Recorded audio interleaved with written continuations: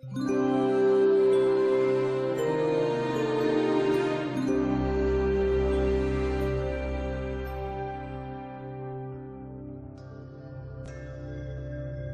many Christians, being born again is unlike anything they have ever known. A sense of personal conviction, yielding, or release, followed by indescribable peace and joy. This is the stuff of spiritual transformation. Once experienced, it is unforgettable, and many people can recall small details years later. Listen to these descriptions. I prayed harder, and then I felt like everything I was saying was being sucked into a vacuum. When I stood up, I felt like thin air. I had to brace myself. I felt this energy. It was a kind of ecstasy. From a woman named Kathy. Something began to flow in me, a kind of energy. Then came the strange sensation that water was not only running down my cheeks, but surging through my body as well, cleansing and cooling as it went. Colson. It was a beautiful feeling of well-being, warmth, and loving. I went home and all night long these warm feelings kept coming up in my body. Jean. I felt something real warm overwhelming me. It was in just a moment, yet it was like an eternity. A joy, such a joy hit me with such a tremendous force that I jumped and ran. Helen. In the aftermath of such a moment, an alcoholic may stop drinking or a criminal fugitive may hand himself into the authorities. A housewife may sail through her tasks for weeks, flooded by a sense of God's love flowing through her to her children. A normally introverted programmer may begin inviting his co-workers to church. This experience, more than any other, creates a sense of certainty about Christian belief, and so makes belief impervious to rational argumentation. A believer knows what he or she has experienced. Even converts who don't feel radically transformed after praying the sinner's prayer may feel overwhelmed by God's presence during subsequent prayer or worship. Evangelical and Pentecostal forms of Christianity that are gaining ground around the world particularly emphasize emotional peaks, such as faith healing or speaking in tongues. Worshippers may get caught up in exuberant singing, shouting, dancing, and tears of joy. What most Christians don't know is that these experiences are not unique to Christianity.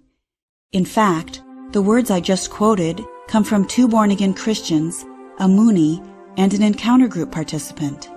Their quotes were gathered by a pair of researchers, Flo Conway and Jim Siegelman, for their book Snapping, which is about sudden personality change.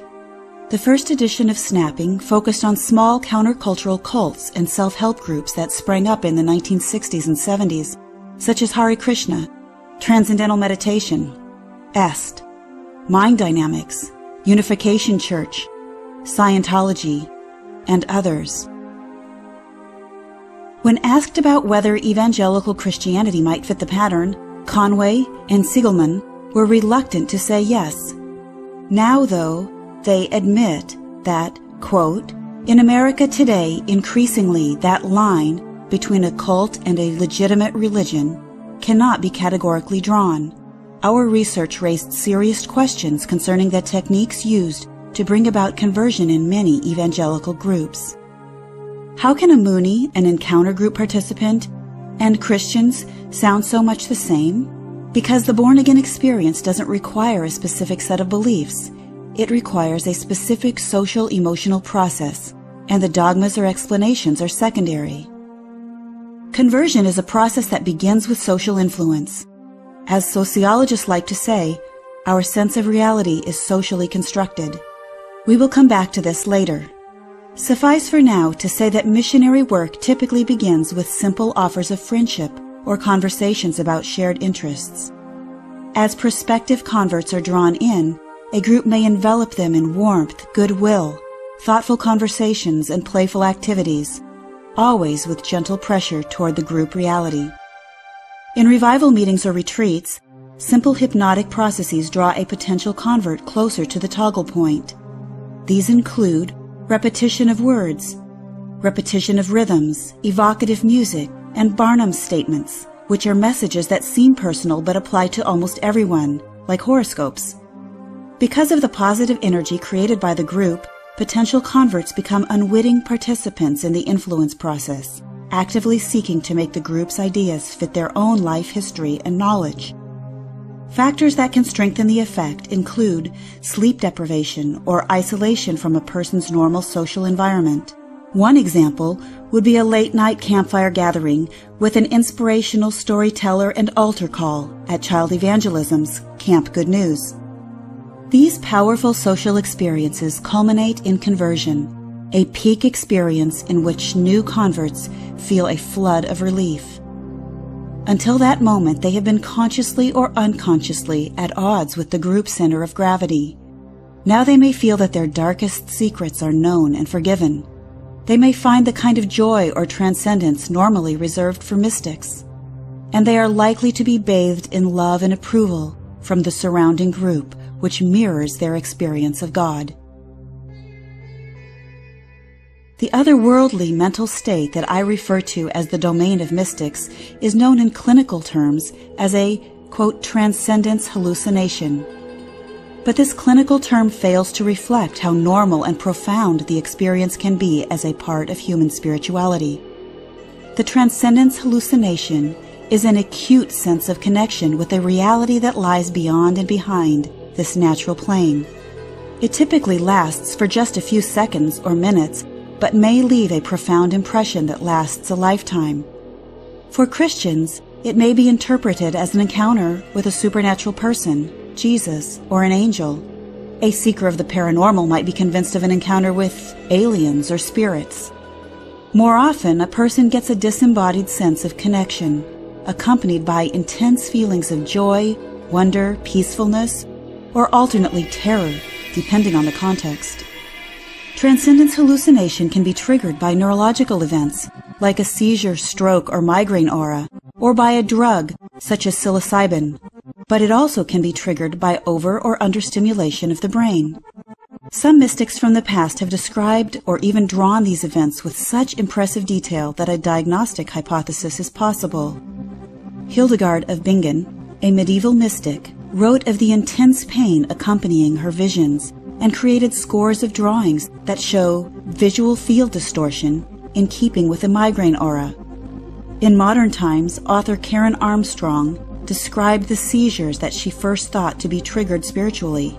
In discussing an altered state known as Kundalini awakening, one migraine sufferer commented, quote, "I don't follow any of this mystic, esoteric stuff, but I must say it is kind of strange to see all my symptoms lined up like that outside of a Western medical context." For a fascinating excursion into the transcendent zone, listen to Jill Bolte Taylor's TED Talk, My Stroke of Insight. Let me emphasize, though, that these altered states don't depend on some kind of neurological damage or pathology. They can be unforgettable peak experiences, long sought and hard won by those who care about the spiritual dimension of life. Sensory deprivation, fasting, meditation, rhythmic drumming, or crowd dynamics have all been used systematically to elicit altered states in normal people. Since we humans are meaning makers to the core, such a powerful experience demands an explanation. But for most of human history, naturalistic explanations simply were unavailable. Down through the ages, people have looked beyond this natural world to explain the inexplicable. These phenomena have been interpreted as gifts, revelations, and personal communication from supernatural beings. Needless to say, some supernatural hypotheses are more compatible with what we know about ourselves and the world around us than others. In an evangelical conversion context, like a revival meeting or missionary work, religious interpretations of the snapping experience are provided both before and after it occurs. These explanations become the foundation stones on which whole castles of belief later will be constructed. The authorities who triggered the otherworldly experience are trusted implicitly, which gives them the power to now transform the convert's worldview in accordance with their own theology. The unforgettable born-again experience gets used to justify beliefs that may be factually or even morally bankrupt. The conversion process, as I have described it, sounds sinister, as if manipulative groups and hypnotic leaders deliberately ply their trade to suck in the unsuspecting and take over their minds. I don't believe this is usually the case. Rather, natural selection is at play. Over millennia of human history, religious leaders have hit on social emotional techniques that work to win converts, just as individual believers have hit on spiritual practices they find satisfying and belief systems that fit how we process information. Techniques that don't trigger powerful spiritual experiences simply die out. Those that do get used, refined, and handed down. With few exceptions, the evangelists, from megachurch ministers to, quote, friendship missionaries, are unaware of the powerful psychological tools they wield. They are persuasive in part because they genuinely believe they are doing good. After all, they have their own born-again experiences to convince them that they are promoting the real thing. Consider, for example, the Apostle Paul, whose Damascus Road event, which was possibly a temporal lobe seizure, transformed his moral priorities and sustained a lifetime of missionary zeal. What decent person wouldn't want to share the secret to healing and happiness? The challenge is trying to figure out exactly what that secret is.